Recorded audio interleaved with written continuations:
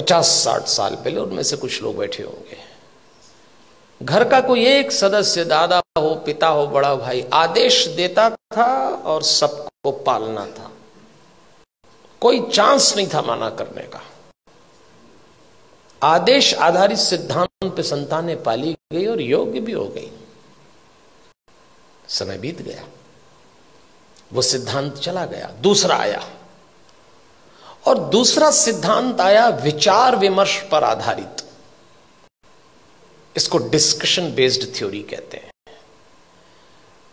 जब दूसरा समय आया, दूसरा चरण आया, तो बच्चों ने मां बाप से विचार विमर्श किया। माता पिता ने आदेश दिया, इन्होंने डिस्कशन शुरू किया कि ऐसा क्यों है, ऐसा क्यों नहीं हो सकता। लेकिन विचार विमर्श था, और विचार विमर्श करने वाले बच्चों ने अंत में कहा कि बात समझ में तो नहीं आ रही, पर आप जैसा कह रहे हैं मान लेते थे।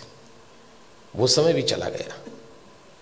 फिर भारत में तीसरा चरण आया, और यह आया डिबेट बेस्ड थ्योरी का। इसमें बहस शुरू हुई। मां बाप ने बोला नहीं और बच्चों ने बहस की नहीं। बिना बहस के तो कोई काम निपटा ही नहीं। मां बाप ने कहा प्रणाम करो, क्यों करें, भगवान है तो क्या जरूरी है कि यही है? अभी तो कल कह रहे थे सब जगह है। अरे तो हम कर रहे हैं तो तुम करो, अरे तो आप कर रहे हो तो हम क्यों करें? भगवान आशीर्वाद देंगे इसलिए प्रणाम करो, तो प्रणाम नहीं करेंगे तो क्या आशीर्वाद नहीं देंगे? अब 2 सवाल उनका जवाब। अरे भाई प्रणाम करोगे तो आशीर्वाद मिलेगा, अगर प्रणाम करने पे आशीर्वाद देता है तो फिर भगवान किस काम का? आप एक काम बोलिए, वो बहस शुरू कर देंगे।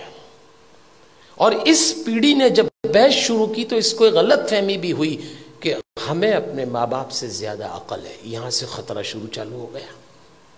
ये तीसरा चरण था। फिर चौथा चरण आया।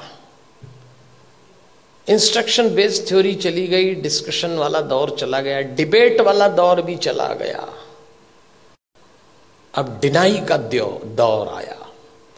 मां बाप ने बच्चों से कहा और उन्होंने इनकार। नो, इनकार तो आजकल ऐसे करते हैं, कोई काम बोलो नहीं, नहीं तो जैसे नाक पे रखा है। इस समय यह दौर चल रहा है, और इसका परिणाम आया कलह। धीरे धीरे माता पिता और बच्चों के बीच में कलह चालू हो गया। बाहर का वातावरण बहुत खतरनाक है। आप अपने बच्चों को घरों में संस्कार दे रहे हैं, समझाइश दे रहे हैं, परंपरा सिखा रहे हैं, बच्चे जरा सा देहरी पार जाते हैं, दुष्कर्मों की, वासनाओं